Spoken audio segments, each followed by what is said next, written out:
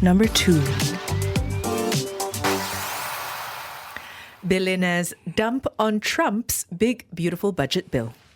Thank you for that alliteration. Okay, now Elon Musk and other allies of the US president have come out against the passing of a government spending bill. No? They claim it will damage the world's largest economy. Also raining on Trump's parade is a newly released report by the Congressional Budget Office, which says that the sweeping tax and spending cuts package will also add some $2.4 trillion to the deficit over the next decade. Critics say that this will not be good for America. So, for context, about a month ago, President Trump pressed Republicans in Congress to advance the bill, saying that he wanted it signed into law by the 4th of July, and he got his way. But in negotiating the bill to be acceptable to many elected representatives, it remained too large for so-called hardliners. While the bill has also been criticized as a massive transfer from the poor to the rich, billionaires are angry that their concerns about the budget deficit are being ignored. So, okay, one hand, the package will extend Trump's 2017 tax cuts when he was president that time round.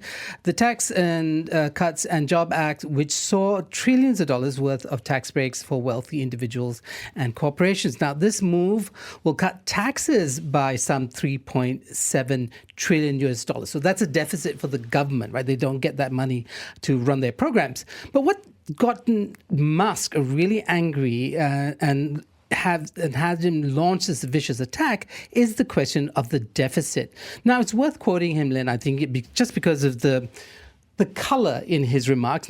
So I'm going to quote him. It says, "I'm sorry, I just can't stand it anymore. This massive, outrageous, pork-filled congressional spending bill is a disgusting abomination. Congress is making America bankrupt." End quote. And that is coming a couple of days after he sort of formally severed most of his ties, I think, with the administration or with his role in DOGE anyway. So to understand if the criticism of the bill has merit, we reached out to Carmelo Ferlito, CEO of the Center for Market Education, and asked him how a budget deficit of this scale can impact the US economy.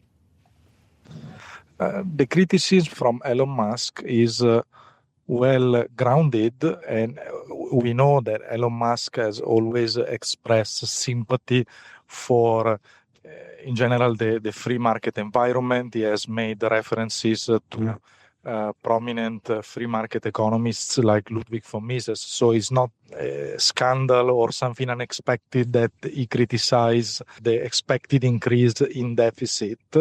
And I believe that from this perspective, what matters the most is that the United States are a country which is already presenting an extremely high debt as a percentage of GDP. And further in stressing on that, without a clear path on spending cut and without a clear projection on how to rationalize spending, which was actually what Musk was trying to do, probably in a, let's say, in an original way, if we wanted to call it like that. But this is what was in the back of the mind of Musk.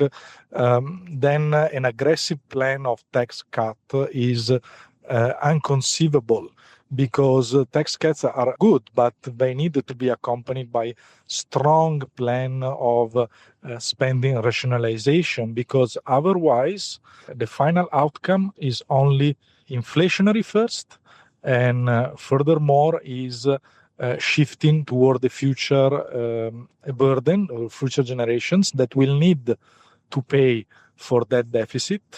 And this will translate in a lack of opportunities for future generations, a lack of economic opportunities, and a lack of competitiveness for the US as a country.